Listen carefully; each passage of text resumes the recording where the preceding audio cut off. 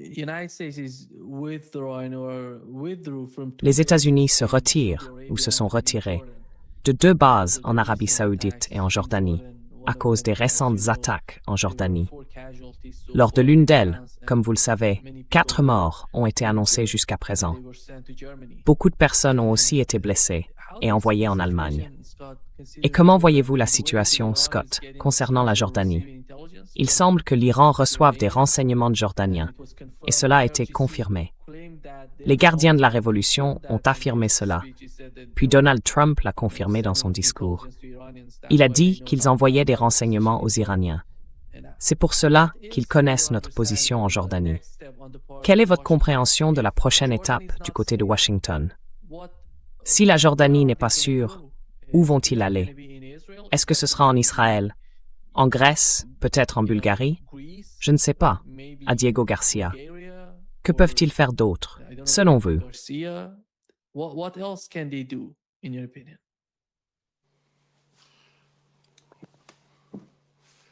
Que peuvent faire d'autres, qui sont Les États-Unis, parce qu'ils doivent utiliser ces avions de chasse, ces avions ravitailleurs, ces troupes, ils ne sont pas en sécurité. Hier, nous avons subi une attaque à Bahreïn.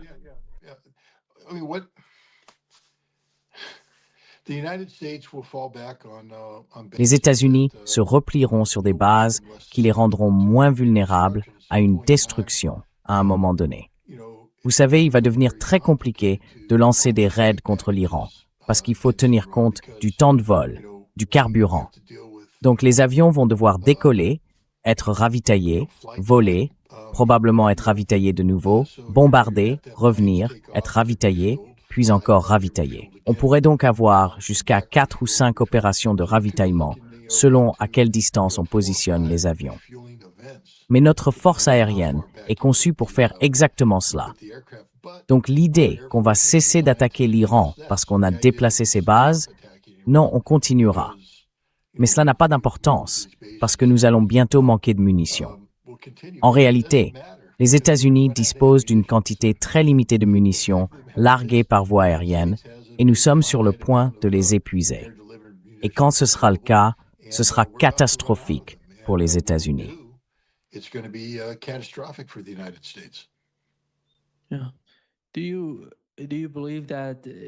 Oui. Pensez-vous que la prochaine étape pourrait, d'une manière ou d'une autre, être Israël? Israël ne semble pas disposé à entrer dans le conflit. Hier, Smotrich a déclaré « Ici, tout va très bien. Nous ne voulons pas entrer dans le conflit. C'est du donnant-donnant, et ce sont les États-Unis qui mènent la guerre. Nous n'avons pas besoin de nous impliquer. S'ils installent ces avions de chasse et ces avions ravitailleurs en Israël, est-ce que la guerre va finir par atteindre Israël?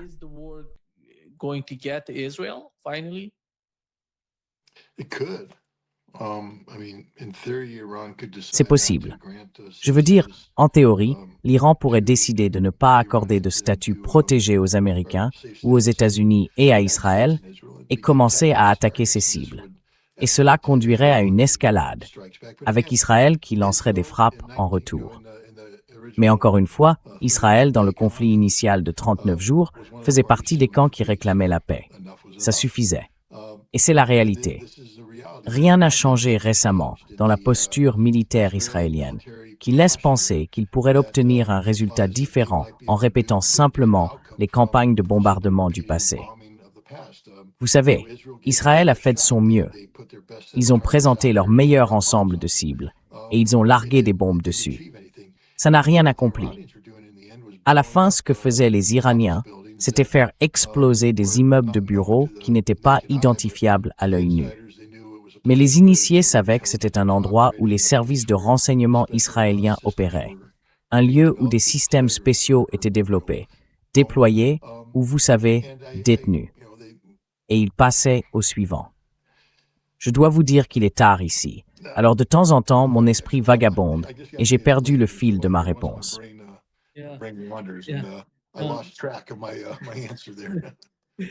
Scott, il y a 2 conceptions de cette guerre chez les Iraniens. Certains estiment que l'Iran n'a pas besoin d'attaquer les pays du Conseil de coopération du Golfe, qu'il doit attaquer Israël. L'autre, c'est la stratégie iranienne, qui se concentre surtout sur le détroit d'Ormuz et sur des attaques contre les positions américaines, contre les armes américaines dans la région. Comment comprenez-vous cela? Laquelle serait la plus efficace?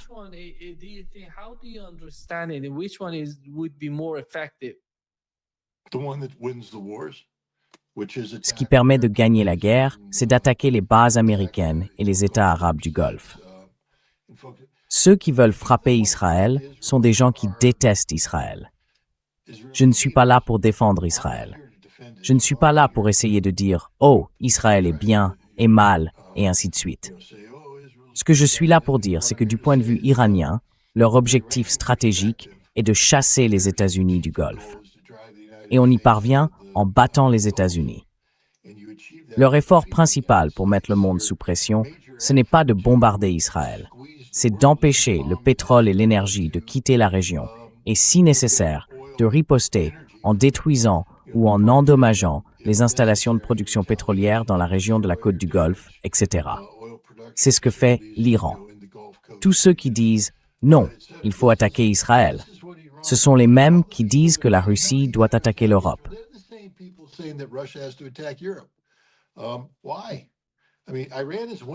Pourquoi? Enfin, l'Iran est en train de gagner là. Il n'y a vraiment pas de débat là-dessus. Les États-Unis ne pourront pas contraindre l'Iran à changer de cap sur quoi que ce soit. En revanche, comme vous l'avez indiqué, l'Iran a déjà contraint les États-Unis à commencer à se retirer de bases situées à portée de frappe immédiate des Iraniens, en se repliant davantage. Et le monde est en train de manquer de pétrole. Les mêmes conditions qui ont poussé Donald Trump à implorer la signature d'un protocole d'accord le 8 avril sont sur le point de se reproduire. Donc je pense que le gouvernement iranien sait ce qu'il fait. Les gens qui appellent à frapper Israël, ils n'aiment tout simplement pas Israël et ils encouragent l'Iran à faire quelque chose qui lui apportera l'avantage stratégique qu'il a gagné. Il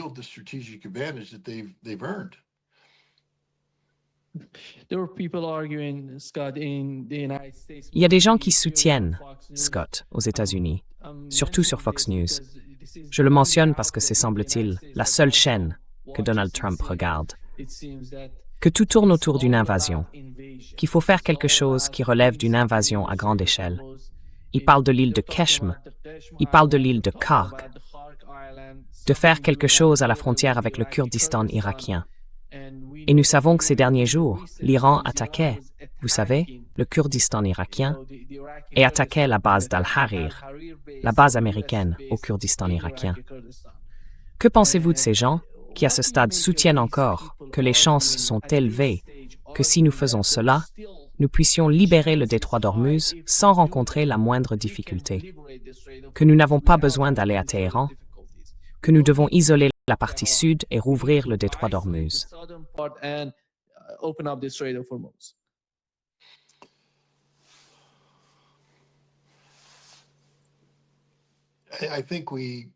Je pense que nous, vous savez, il faut que je comprenne.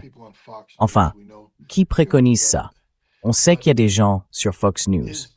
On a vu le général Wesley Clark y faire allusion. On a vu Pete Pace, ancien général, y faire allusion.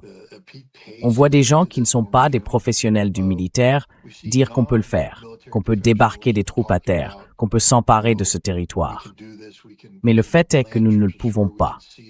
Enfin, j'aimerais simplement que quelqu'un explique comment nous allons soutenir logistiquement une force de débarquement, parce qu'ils arrivent avec leur dotation de base, tout ce qu'ils peuvent porter sur leur dos ou embarquer sur les péniches de débarquement. Mais ensuite, ils vont dépendre du ravitaillement. Il faut pouvoir leur acheminer des fournitures. Ça veut dire soit établir un port pour y faire arriver les camions avec les munitions et le reste, soit expédier les camions séparément. Qui sait? Mais le point essentiel, c'est que la logistique déterminera tout cela. Les marines, bien sûr, ont une propension à donner leur vie lors d'assauts extrêmement dangereux. C'est pour ça qu'on a construit le mémorial d'Iwo Jima. Mais dans les années 80, le corps des marines a déplacé son attention tactique. Il s'est éloigné des opérations héritées de la Seconde Guerre mondiale, du Vietnam et de la Corée, pour adopter une nouvelle manière de faire la guerre de manœuvre, qui cherche à éviter ces pièges mortels. Il n'y a personne. Je ne crois pas qu'il y ait actuellement quelqu'un dans le corps des marines capable d'exposer un plan viable. Bien sûr, s'ils reçoivent l'ordre de faire quelque chose et que cet ordre est légal, ils le feront.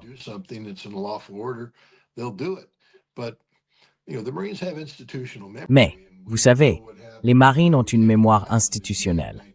Et nous savons ce qui s'est passé sur l'île de Koh Tang en mai 1975, lorsque les marins du Mayaguez, un porte-conteneur battant pavillon américain, ont été enlevés de leur navire par les Khmers rouges. Nous pensions qu'ils les avaient emmenés sur l'île de Koh Tang. Nous avons envoyé une équipe de débarquement de bataillons de marine d'une taille comparable à celle dont nous parlons ici, avec ces unités expéditionnaires de marine. Et je crois que la première vague comptait 11 hélicoptères. 8 sur les 11 ont été soit abattus, soit si gravement endommagés qu'ils ont dû repartir, sans pouvoir revenir au combat. Les marines se sont retrouvés isolés sur les têtes de pont. Certains nageaient pour sauver leur vie, parce que leur hélicoptère avait été abattu en mer. Les marines notion de regrouper leur position et finalement abandonner une des têtes de pont.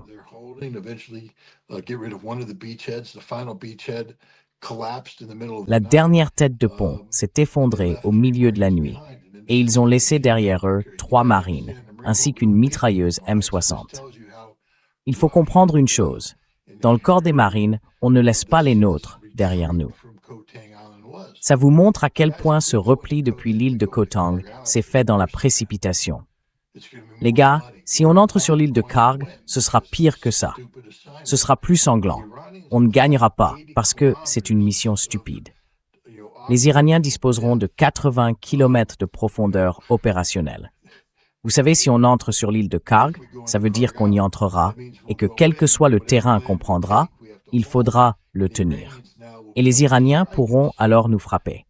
Or, nous n'avons montré absolument aucune capacité à neutraliser de manière significative la force iranienne de missiles balistiques. Donc je pense que, d'un point de vue tactique, l'avantage est Iran.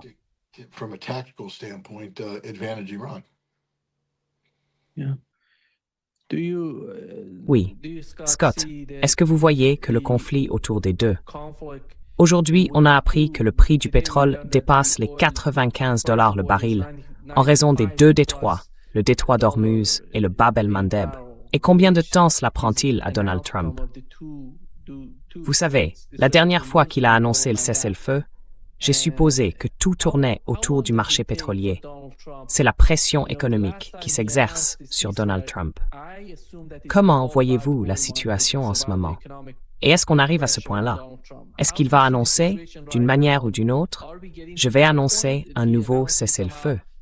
Je ne vois pas les Iraniens l'accepter, d'ailleurs, parce il ne se passe rien en Iran, sauf si Donald Trump essaye d'annoncer un cessez-le-feu.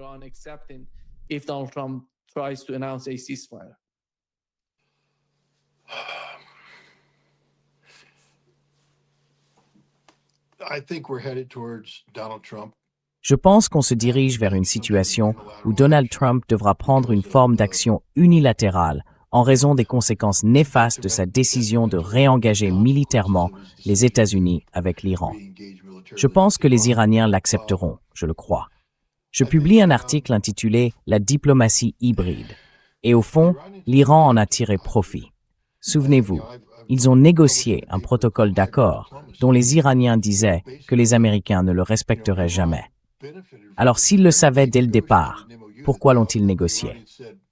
Parce que cela a créé les conditions permettant non seulement à Donald Trump d'acheter du pétrole et de reconstituer les stocks, mais aussi aux Iraniens de vendre du pétrole, énormément de pétrole. Et je pense que si Donald Trump ressuscitait ce protocole d'accord à l'avenir, les Iraniens diraient bien sûr « Nous ne vous faisons pas entièrement confiance, vous voyez », et poseraient les conditions supplémentaires qu'ils voudraient.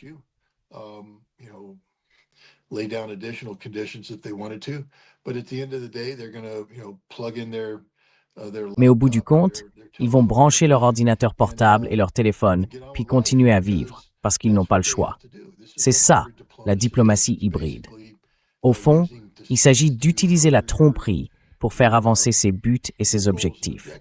Et les buts et objectifs de l'Iran vont au-delà de la volonté de vaincre les États-Unis. On parle de survie nationale et de la capacité de l'Iran à se développer et à devenir un membre viable du Forum des BRICS, de l'Organisation de coopération de Shanghai, et ainsi de suite. Pour y parvenir, l'Iran a besoin de stabilité. Et la stabilité existe lorsqu'il n'y a pas de conflit actif. Je pense donc que l'Iran acceptera si Donald Trump remet sur la table un protocole d'accord, peut-être avec une réserve importante. Mais l'Iran doit montrer au monde que ce n'est pas lui le problème ici, que ce n'est pas lui qui bloque la paix.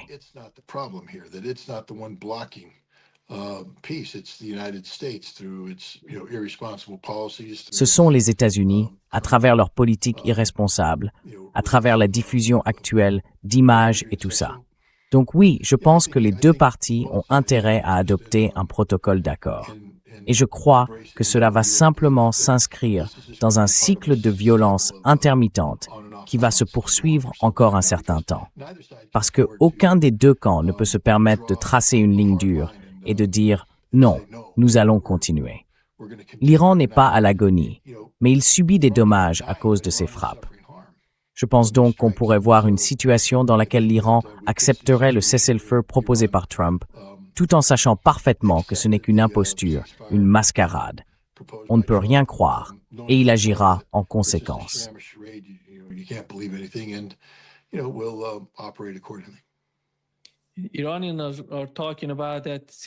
Les Iraniens disent que, puisque le protocole d'accord ne fonctionne pas, qu'il n'existe plus vraiment, si quelque chose se passe entre l'Iran et les États-Unis, des négociations, des discussions ou une forme quelconque d'échange de messages, cela portera sur tous les fronts. Il sera question du Yémen, parce que le Yémen se dresse contre l'Arabie saoudite. Ils ne veulent plus être assiégés. Le Yémen en fera partie. Le Liban en fera partie. Ils parleront aussi de négocier sur la Palestine. Et si ce genre de négociations a lieu, ce seront, à mon avis, les négociations du siècle, si les choses prennent cette direction.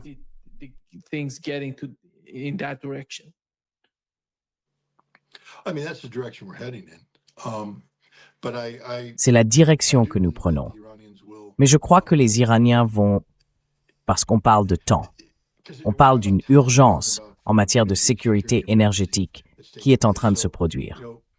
Je pense donc que l'Iran va subir des pressions de la Russie et de la Chine qui vont ressentir les effets d'un effondrement économique mondial. La Russie doit produire du pétrole et le mettre sur le marché. La Chine doit acheter du pétrole et maintenir son économie en marche. Je pense donc qu'ils feront pression sur l'Iran pour qu'il accepte une prolongation provisoire du protocole d'accord, même si tout le monde sait qu'au final, les États-Unis reprendront simplement leurs actions. Leur objectif, c'est de gérer le chaos. C'est ça, la diplomatie hybride, gérer le chaos. Et je pense donc que l'Iran sera poussé à accepter un accord de cessez-le-feu provisoire, dont les principes fondamentaux sont les suivants.